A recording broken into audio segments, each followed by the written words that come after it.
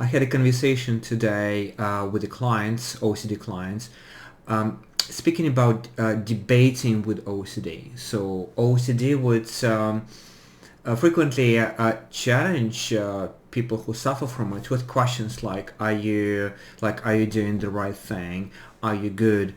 What if you are wrong? And a lot of other kind of what if questions that really are questioning a person's goodness or their actions, and as a result there's lots of soul searching going on repeatedly. That's exhausting, that's draining, there's lots of trying to justify oneself, all in an effort to kind of to have a temporary reassurance, like actually I'm okay, I did my best, it was good, I'm a good person. And then OCD comes again with another question, and it's incessant, and it's very tempting, because every time that there seems like there is some kind of relief. So I engage with OCD, I respond to the question, and I might not even know that it's OCD asking me the question. It seems like just like that burning question on the inside, and it really comes with the urgency. It comes with that sense like it's really important question to be answered, and it usually happens on autopilot. Then a person starts responding to the question, and even to the point of sometimes there's a constant process going on in one's mind about question and answer, and all of that is being like self-interrogation, like being judged constantly and always needing to respond, needing to justify oneself, to clear oneself from different questionable actions, sins, whatever. And it's exhausting, takes lots of energy.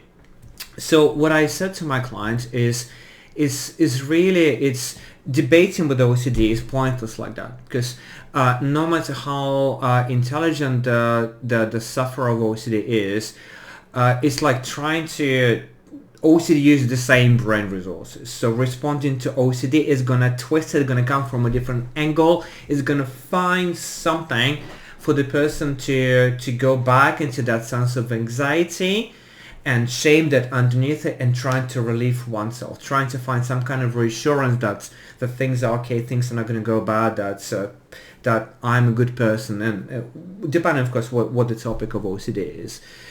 And in this way, the best answer I can give is to not engage with the question. First, be aware when OCD comes and ask one of those what if questions, like what if I didn't switch off the iron?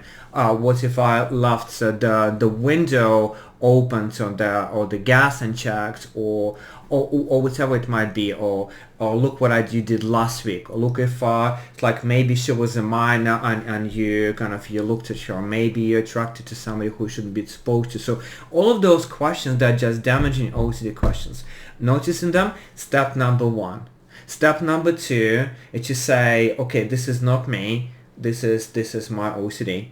Step number three is to disengage, step away from them. Now, this can be the hardest step. Like, it's really pulling oneself away from that, something that seems so compelling, so urgent, so important. And for that, to me, it's not just about the cognition. Here, you've got to do something somatic. So what I do with my clients, I recommend them to start probably with breath, just to take a few breaths. It's not always long breaths, by the way. Sometimes you've got to match the intensity of the obsession with the breath that's matching, and that could be actually fast breathing, like burst breath, for example, like this. That kind of hyperventilating breath, what it does, it empties the mind, matches the intensity of trust, oxygenates the brain, and it helps to progress from there into slower breaths. So after a few fast ones like this, it's easier to take a calming, longer breath to slow down the heartbeat. After which you can do a lot of other things, like I do a lot of EFT tapping with my clients.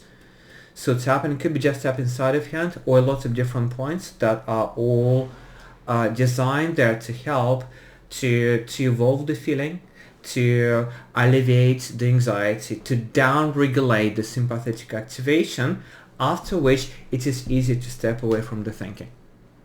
Now, even if it didn't work completely, as in like you still were unable to step away from the obsession and you to engage in the compulsive ritual, that's okay. Just taking a break from that obsession to compulsion, increasing that gap, that's what counts, not the exact duration of time. So in this way, it doesn't have to be 15 minutes or 20 minutes, even just 1 minute saying that's my obsession. Okay, I'm gonna stop, I'm gonna breathe, I'm gonna take a break, maybe I'm gonna go and make a cup of tea. That's already enough, because that interrupts the pattern, and that sends a powerful message to the brain that this OCD thought does not need to be acted upon immediately. I can insert a gap, and that's something that all loosens up and diminishes the power of OCD over you, over the soft person who is suffering. So don't debate with OCD.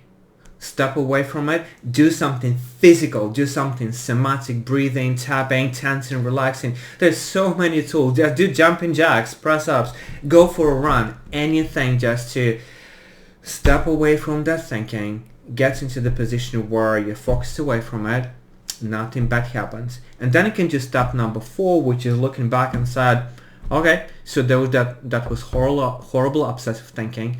I managed to label it as it is, obsessive thinking, to see that it comes from OCD, to step away from it, and I'm better off for it. Over time, that really loosens up and diminishes that behavioral addiction to go from obsession to compulsion, to that urge that OCD is generating.